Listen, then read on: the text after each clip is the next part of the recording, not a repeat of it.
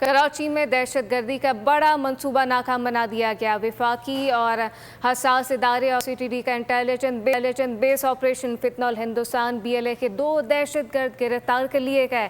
तर्जुमान CTD के मुताबिक गिरफ्तार दहशत गर्दों में मुजाहिद बलूच और फरीद बलूच उर्फ जाकिर शामिल हैं। मुल्जिमान BLA के कैंप से तरबियत याफ्ता है, जबकि गिरफ्तार दहशत गर्द BLA के कमांडर की हिदायत पर कराची में मुकीम थे। दहशत गर्द हसास तंसीबात की मालूमात तंजीम को फराहम करते थे।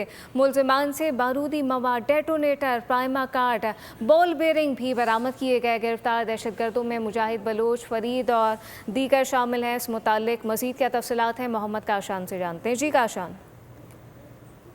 देखें, कराची में हसास इदारों ने दहशत गर्दी का बड़ा मंसूबा नाकाम बना दिया है। CTD और वफाकी हसास इदारे ने मुश्तरका कार्रवाई करते हुए फितनल हिंदुस्तान BLA के 2 इंतहाई मतलब दहशत गर्दों को गिरफ्तार कर लिया है। तर्जुमान CTD के मुताबिक गिरफ्तार दहशत गर्दों की शनाख्त मुजाहिद बलोच और फरीद बलोच उर्फ जाकिर के नामों से इनकी शनाख्त हुई है, जबकि दहशत गर्द BLA के कैंप से तरबियती याफ्ता है और इन्होंने रेकी और कम्युनिकेशन में खुसूसी ट्रेनिंग हासिल कर रखी थी। इब्तदाई तफ्तीश के मुताबिक गिरफ्तार दहशत गर्द फितनल हिंदुस्तान के कमांडर साजिद बलोच और बशीर दैब की बराह रास्त हिदायत पर कराची में मुकीम थे। मुल्जिमान हसास तंसीबात की मालूमात अपनी तंजीम को फराहम करने के साथ साथ शहर में हसास तंसीबात और कानून नाफिज करने वाले इदारों को निशाना बनाने के लिए नेटवर्क कायम करने की भी कोशिश में मसरूफ थे।